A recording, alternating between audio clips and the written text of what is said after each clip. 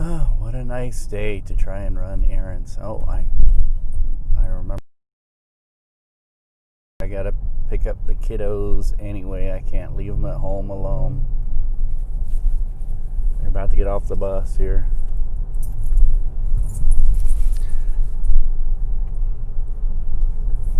So we got some fuel and I got something to eat at Trip Quick.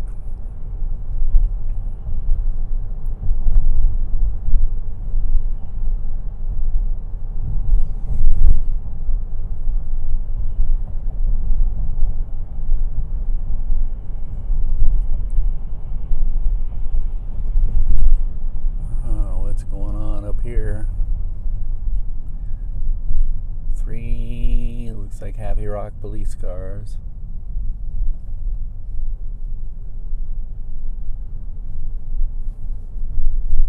Looks like they pulled up really quick as an emergency.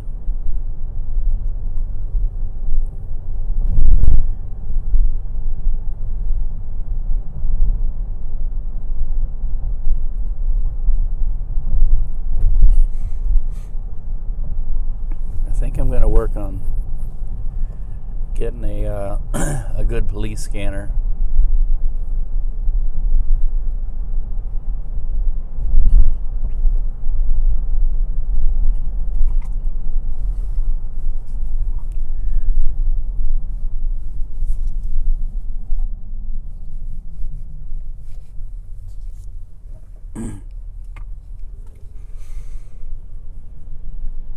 Hey, how you doing? You know, like I talk about possibly the subject at hand, but I could talk about any subject and sometimes talk about nothing at all. Or not speak, I mean, driving around. Just kind of giving a driving tour of what like and the weather.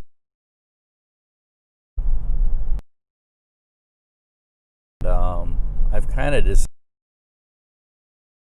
driving tours and stuff that I should stream my dash camera. Might as well.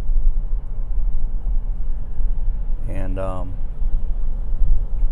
you know, these days you should have a dash camera in the car going every time you drive, because you know, somebody cause a wreck, or you might see something on the road that's important. And you know, quite often when usually somebody is the cause of the accident from their own recklessness or whatever, a lot of times people who have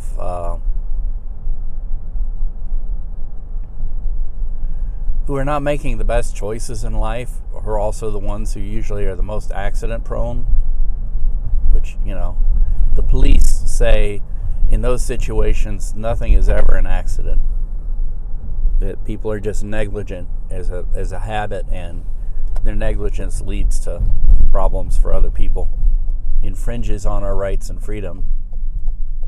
Anyway, so people who are like that usually don't make the best choices, and one of the poor choices that they tend to make is that they like to lie to get out of things.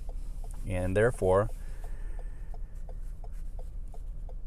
you know, you don't advertise that you have a dash camera, but when if somebody comes and hits you, for instance, causes an accident, and the police come, then the police will, you know, normally, not most of the time, people who cause an accident will say, "Oh, I'm so sorry, that was my fault."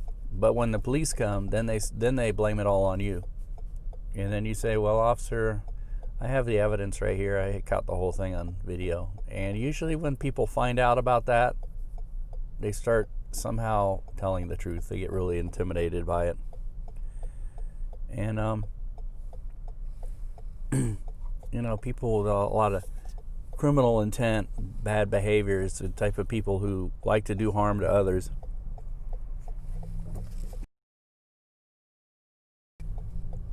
And rights are also the type of people who get mad when they find out you got a camera. Like, and then they claim that you're violating their rights. I'm like, no. You don't have a expectation of privacy. It's been decided by the Supreme Court. You don't have expectation of privacy when you are in public space. Meaning when you are outside of your home, off of your own private property. Even if you're on your private property, but let's say you're walking around your front lawn and somebody comes along and it's like getting video of the neighborhood or whatever, you can't just run up and yell at them to turn that camera off, because you're violating their rights. Your expectation, if you can see it with the eye camera, as long as you are not using it to exploit, meaning you are specifically targeting an individual and then you're going to try and sell their likeness on the internet. The exceptions to that are people who have, the exception to that latter rule, are people who have done something that puts them in the public eye. So, people who yell, "Get away from me," to the news media. Well, if you are like in a police lineup or walking a perp walk, or you've been accused of something, the media can get away with it. But the other exception to that are celebrities who don't have a reasonable expectation of privacy. So that's why paparazzi can do what they do.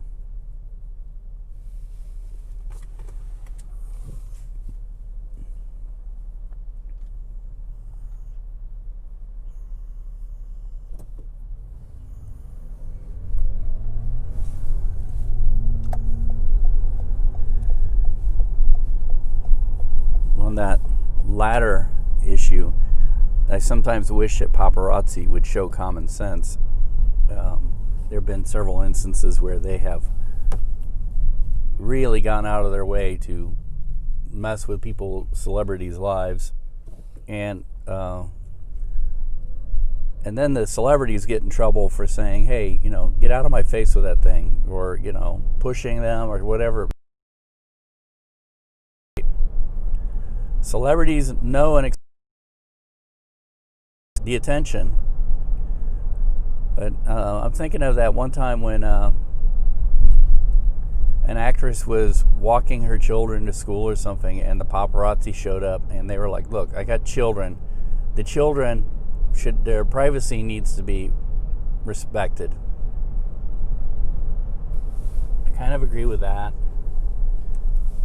And then, there were cases when the paparazzi made it a point to try and egg a celebrity on to the point that he gets violent. And I'm like, well, you know what? If that was me as a private individual, I'd probably be a little upset too. Although, it's kind of a lose-lose game on that, because then the celebrities look like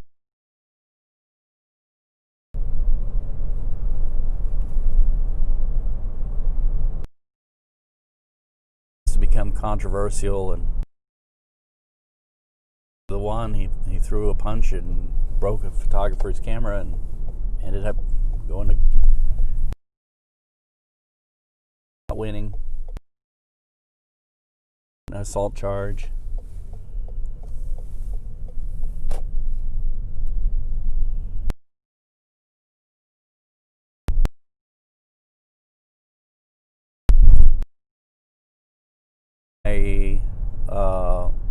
We're talking about First Amendment and the right for the media to be able to free speech, and a lot of people say, "Wow, well, why is it that we're going after the President of the United States? He didn't really. All he did was he said words, and people just kind of followed him." Well, that's not an argument.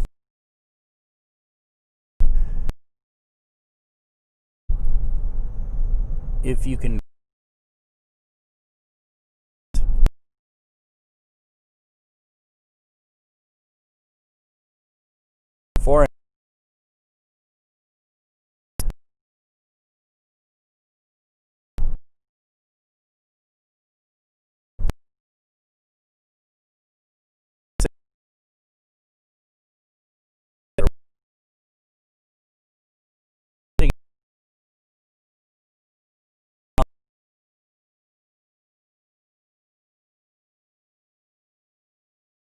set the standard.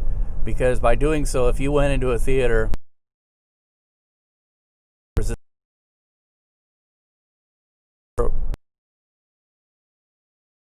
you can be taken.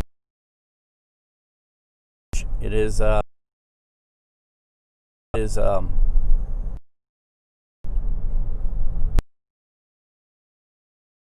if you, as if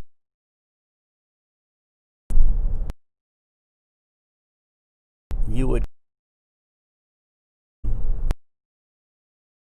And in the case of Washington, people standing up there, in addition to not just that end result of them standing up there, members of the administration and friends going up and saying, we need to march on Washington. I mean, that's fine. People march on the Capitol building, on the White House all the time. Nothing. Somebody shouts. That's all fine. People have been saying, we need to do something, and just pushing it right to the edge where they know that people are going to take them seriously. And that's what they've been saying to the president all along. You need to stop this hateful, divisive rhetoric, because you know exactly what you're doing, and it can be proven. Here's what you said, and here's what people did.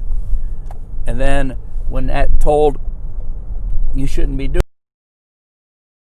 again and again and again and again. That's speech. This is somebody who knows exactly what they're doing. They are egging people into violence for their own ends, their own political ends. This is what makes Donald Trump a seditionist. And in many people's opinions, this is what makes him a traitor.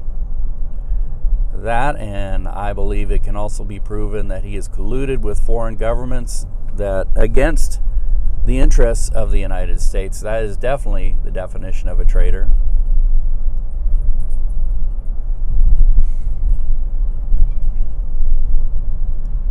And he has whipped up this fringe minority of people to a frenzy.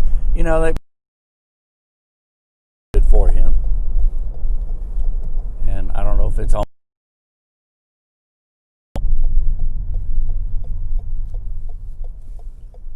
to 40%, somewhere in the 40s, which is not half, close to half maybe. But of that group of people, there is probably a really small minority, an even smaller minority of that group cited violence on his behalf. And when you break it down to the people who are tiny minority of Americans, very tiny, I believe that if you take supporters, they'd still with that. That's and a lot of the rhetoric that politicians, it's just rhetoric. It's like saying things is also protected, even freedom of speech, misleading people. Be aware of this. All right. Thing, and I need to get the facts as best as I can for myself. Consider all the sources. But I mean, Joe oftentimes anonymously is not a very good source. Have respect for the mainstream media. No, I believe, and I know what and the flames of a lot of this kind of thing. the thing is, it's like,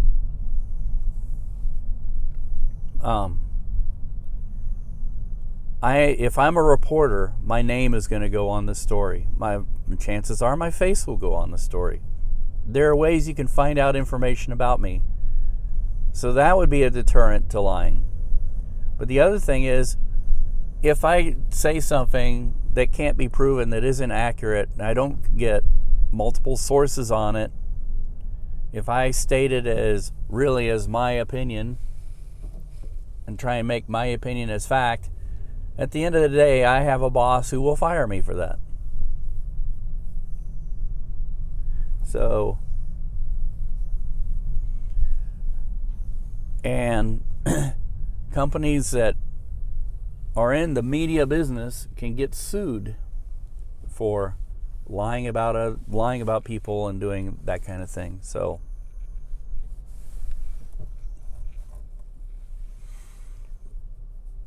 that's what I mean by vetted. Now I got to go in and get my box, and pretty soon. So, woohoo!